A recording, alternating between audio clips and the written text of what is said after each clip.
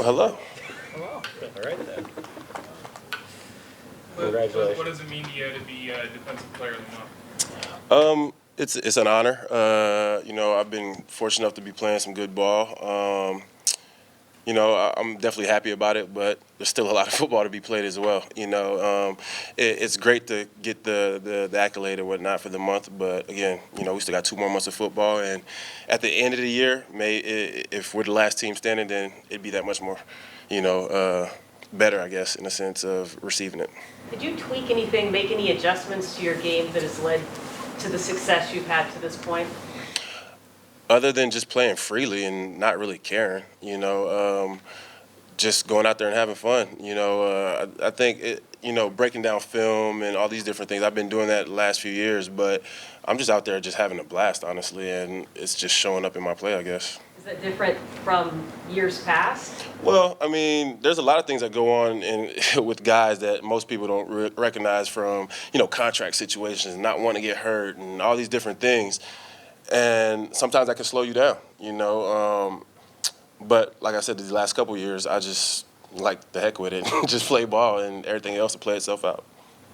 Have you been in touch with Michael Bennett? Of course, right after surgery, like not even 20 minutes after surgery, we FaceTimed or whatnot. I've talked to him a few times, and he's doing good. He'll be back in town tomorrow, I believe. Does he still talk the same way under anesthesia that he does normally? He actually does. It talks more, actually. I'm like, you're high right now, bro. But yeah, Mike is Mike. Medicine, none of that stuff is going to change who he is, and Mike is going to be himself. You're not a guy who's gotten a lot of these kind of awards, though. You've never made the Pro Bowl, things like that. I mean, do you? Rub it in. I'm just bring it out. I mean, do you hope something like this leads to more? I mean, do you care about that kind of stuff, or?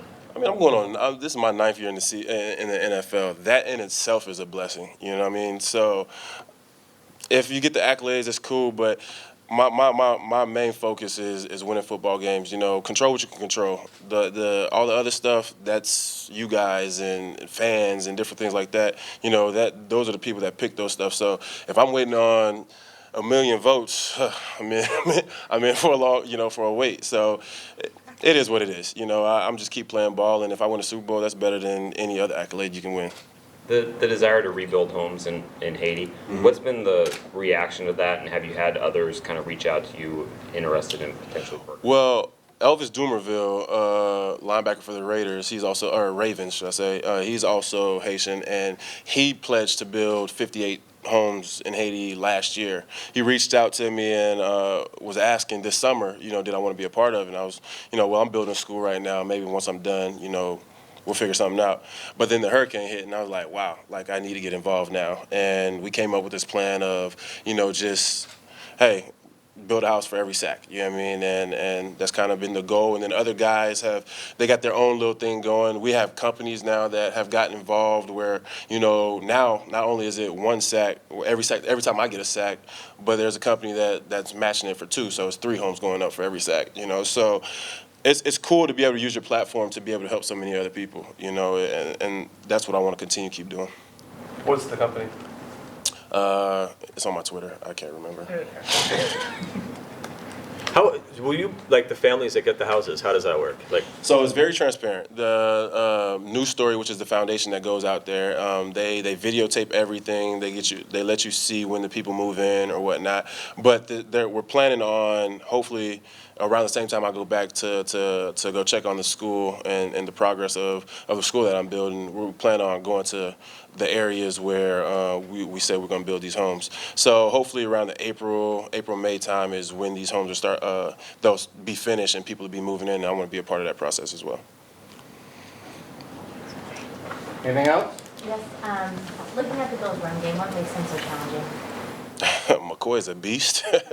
McCoy and the running back, the quarterback. But they just do some great things. He's very elusive. He can make you miss in the open field. He's fast. He's quick. So I think him is what makes that offense run. And if we can slow him down and stop him, we have a better chance of winning the game. Cliff, any sense at all of any pressing on the defense because of the offensive struggles? Repeat this first part of it. Any sense of pressing by some of the defensive players because the offense is struggling? No. I mean, our job as defensive players is to give the offense the ball as many times as possible, no matter how many times we have to do it. I don't even pay attention to it, honestly. If it's time for defense to play, let's go make something happen, get turnovers, and score on defense. If we really want to help, that's the best way to do it, is get turnovers and stop their offense and give the offense the ball as many times as possible. And that's our goal.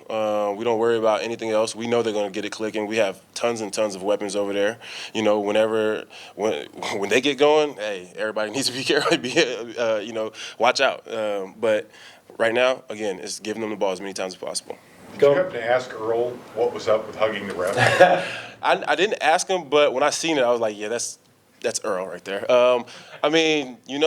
In the heat of the game, man, like, you're allowed to do anything, and obviously, he hugged the ref. So when I seen it, though, I thought it was pretty funny, and he didn't mean anything by it. He was just excited. No love for the refs, I guess. Going back to the stuff you're doing in Haiti, how much did losing your father kind of motivate you to get more involved there? That plays a little bit of factor into just wanting to get involved. But I think also just being mature and being able to – I've been fortunate enough to be able to help my immediate family here, and I look back and I'm like, well, there's tons and tons of people that need help in Haiti, so why not, try to help them out as much as possible. So it's just a mature thing. But my dad did play a little bit a factor into that, though. You guys had some goal line stands last week, I think the week before too. What is the mentality when your defense is back so far up against your own end zone like that? Bend but don't break. I know that's what I'm yelling to them. I'm like, hey, bend but don't break. Yeah, they just went 40, 50 yards on us, but the red zone, is our area. Bend but don't break. And the guys showed up, just watching the film, Rube, Tony, and all these guys, just knocking guys back and making plays left and right. You see Brock Coyle diving over, the pile or whatnot. Like, that's our mentality once we get down there. Bend but don't break, and we've been fortunate enough to stop them, a few times. What would you think? Percy Harvin signed. I know you played against him a lot in Detroit. What would your thought be if you run into him? I said he would come back the week we play them. But Percy's still young, so I'm not surprised that he's coming out of retirement. I'm pretty sure he still has a lot in the tank. He probably needed some time off to heal up or something. So we'll see if he plays. Hopefully he's not, but we'll see. And if he does, we'll handle it accordingly. How effective do you think he can be? Having just come out of retirement, you're playing several weeks in a row. It takes you a while to get there. How effective do you think someone off the street can be? Depends on if you're in shape. He's a wide receiver, so if you're in shape and you can catch, you got a good chance of playing, I guess. When he was here, we were like, oh man, he's like the Bugatti. You just bring him out on game day. You know what I mean? So it's kind of the same thing. They brought their Bugatti. They went and got him a Bugatti, I guess. I don't know. How much motivation do you think he has to play against you guys? I don't know. I think sometimes you guys might think guys have motivation to play a certain team or whatnot. I don't know if he really – I think he just wants to play football. I don't know if it's necessarily just against the Seahawks. I just think he wants to be back on the football field. A couple years removed now, what's your memory of him? Who, Percy? I had nothing but hats off to Percy. He was a heck of a ball player. And I think injuries kind of slowed him down a little bit while he was here. But he was a great teammate. I never had any issues with him. I used to hang out with him. Great dude. Anything else? Thank you. Awesome.